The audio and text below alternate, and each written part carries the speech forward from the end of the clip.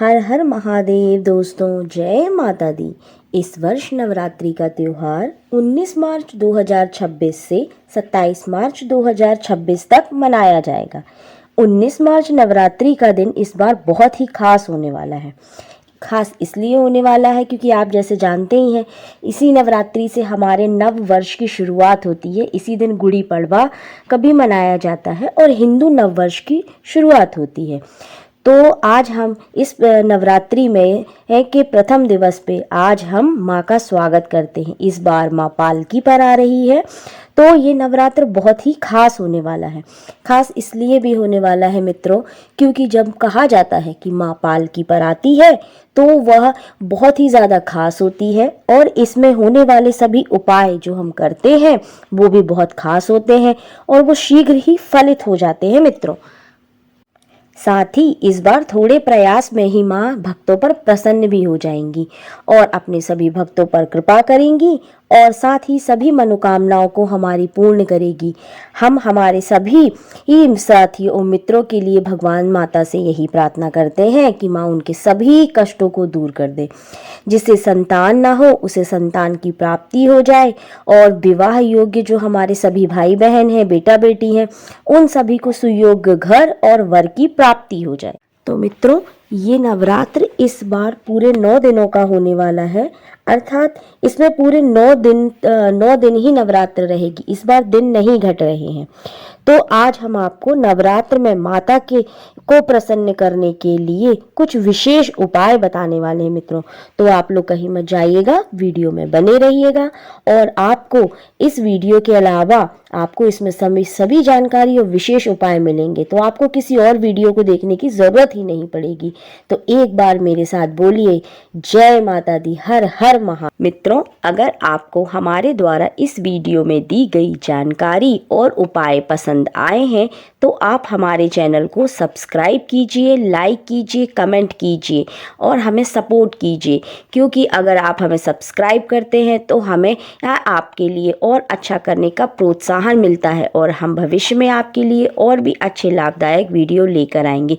कृपया अगर वीडियो अच्छी लगे तो हमें सब्सक्राइब कीजिए, लाइक कीजिए, कमेंट कीजिए और बेल आइकन को ज़रूर दबाइए। इससे आपको हमारे भविष्य में आने वाले वीडियोस का नोटिफिकेशन मिलता रहेगा। तो चलिए मित्रों, मैं आपका ज़्यादा समय ना लेते हुए अब हम अपने उपायों की तरफ चलते हैं। लेकिन मित्रों, मैं आपको ये बात बताना चाहूँगी कि कोई भी उपाय जब हम बहुत श्रद्धा, भक्ति और पूरे विश्वास के साथ करते हैं तो वो और तीव्र गति से काम करता है और हमारी प्रार्थनाएं स्वीकार होती हैं, हमें फल की प्राप्ति होती है। तो मैं आपको पहला उपाय बताती हूँ। अगर हमारे घर में धन की कमी रहती है या धन के आगमन में आपको किसी प्रकार की समस्या है या कहीं आपका धन रुक गया है या कोई आपका पैसा नहीं दे रहा है या आपका कोई व्यापार है वो चल नहीं रहा है, नौकरी में तरक्की नहीं हो रही है, तो सबसे पहले आप प्रथम नवरात्र के दिन ये उपाय करें। सबसे पहले आप सुबह जल्दी उठें, प्रातःकाल सुबह में स्नान करें। सबसे पहले माता रानी की चौकी की स्थापना करें। अब एक नारियल लें, 7 लौंग, 7 इलायची और थोड़ा सा अक्षत लेकर के माता को अर्पित करें और माता रानी के सामने एक छोटा सा घी का दीपक जरूर जलाएं और साथ ही आप उसमें ऐं ह्रीं क्लीं चामुंडाय विच्चय मंत्र। कौन सा मंत्र? मंत्र को बहुत ध्यान से सुनिए। ऐं ह्रीं क्लीं चामुंडाय विच्चय मंत्र का जाप करें, 108 बार करें और मंत्र के जाप के बाद आप माँ से प्रार्थना करें। आपको जो समस्या है, चाहे आपके व्यापार में बाधा आ रही हो या आपकी नौकरी में, जहाँ आप जॉब करते हैं वहाँ आप किसी से परेशान हैं या आपका प्रमोशन नहीं हो रहा है या घर में धन की कमी है या किसी प्रकार की कोई दरिद्रता है, तो उसके लिए माता से प्रार्थना करें। है कि ऐसा करने से माता आपकी प्रार्थना स्वीकार करेंगी और आप कुछ ही दिनों में आप अपने परिवार में, घर में, व्यापार में, नौकरी में आप अपना प्रभाव देखेंगी माँ के आशीर्वाद का। चलिए मित्रों, अब हम दूसरे विशेष उपाय की तरफ जाते हैं। ठीक है, किसी विशेष मनोकामना होगी आपकी जो काफ़ी समय से पूरी नहीं हो पा रही है, तो माँ को 108 लौंगों की माला बनाकर चढ़ाइए, क्योंकि माँ दुर्गा और माँ काली दोनों को लौंग बहुत पसंद होती है। इसीलिए अगर आपकी कोई विशेष कामना हो जो कि पूरी नहीं हो रही है, आपने बहुत प्रयास कर लिए, तो आप एक बिल्कुल छोटा सा उपाय करके देखिए, जो जिसमें ज़्यादा कोई खर्चा भी नहीं होगा। तो इसके लिए आप 108 लौंग की माला बनाएं और माँ दुर्गा देवी को और माँ कालिका को पहनाएं, तथा इससे माता काली और माँ दुर्गा दोनों ही प्रसन्न होंगी और आपकी मनोकामना माँ अवश्य पूर्ण। मित्रों, कोई भी उपाय या कोई भी मंत्र या कोई भी पूजा, जैसा कि आप सब जानते हैं, हमारे शास्त्रों में वर्णित है कि जब तक अगर आप में श्रद्धा नहीं है, आप में विश्वास नहीं है, तो कोई भी चीज़ फलित नहीं होती है। लेकिन अगर आप में श्रद्धा है, भक्ति है, आप विश्वास के साथ, तो फिर कंकड़ भी शंकर ही होता है। तो आप सभी उपायों को बहुत ही विश्वास के साथ कीजिएगा। चलिए मित्रों, अब हम अपना तीसरा उपाय बताते हैं।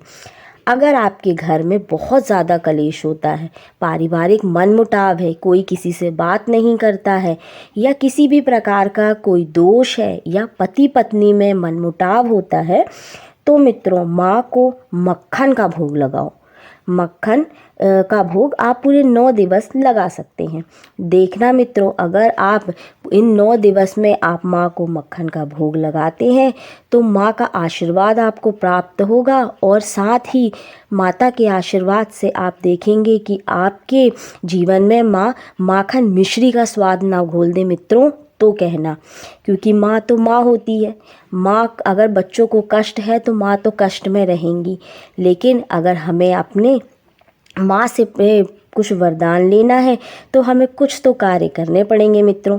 ठीक है, तो आप इस उपाय को देखिएगा और ज़रूर श्रद्धा विश्वास से आप उपाय करके देखिएगा मित्रों।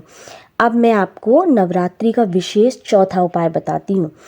अगर आपके जीवन में बहुत कष्ट है, बहुत दुख है, सब कुछ करके देख लिया है, व्रत सब कर लिए, पूजन सब कर लिए, उपाय सब करके देख लिए, अगर आपके घर में अगर आपके काम नहीं बनते हैं, आपके काम बनते बनते बिगड़ जाते हैं, तो मैं मित्रों आप सभी को कहूँगी कि आप प्रथम नवरात्र के दिन से ही माता के सामने बैठकर घी का दीपक जलाएं, और उनके सामने आप कम से कम दिन में 3 बार देवी सुक्तम का पाठ करने का माँ के सामने संकल्प लें।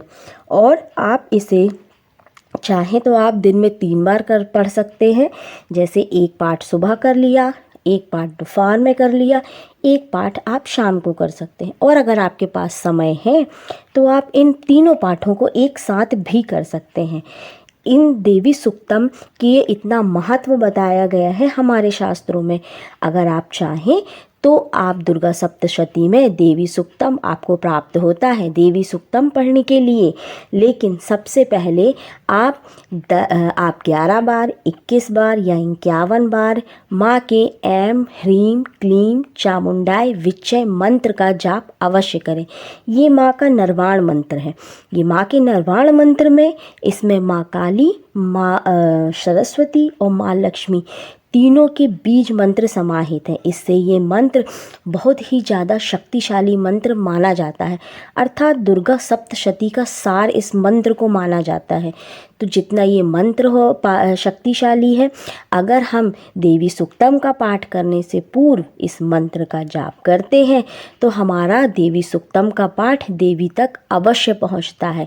तो आप अब मित्रों मैं आपसे ये कहूँगी कि आपको अगर इन सभी समस्याएं हैं तो आप देवी के समक्ष संकल्प लें और पूरे 9 दिनों तक देवी के मित्रों, अगर आपको हमारे द्वारा इस वीडियो में दी गई जानकारी और उपाय पसंद आए हैं तो आप हमारे चैनल को सब्सक्राइब कीजिए, लाइक कीजिए, कमेंट कीजिए और हमें सपोर्ट कीजिए, क्योंकि अगर आप हमें सब्सक्राइब करते हैं तो हमें आपके लिए और अच्छा करने का प्रोत्साहन मिलता है और हम भविष्य में आपके लिए और भी अच्छे लाभदायक वीडियो लेकर आएंगे। कृपया अगर वीडियो अच्छी लगे तो हमें सब्सक्राइब कीजिए, लाइक कीजिए, कमेंट कीजिए और बेल आइकन को ज़रूर दबाइए। इससे आपको हमारे भविष्य में आने वाले वीडियोज़ का नोटिफिकेशन मिलता रहेगा।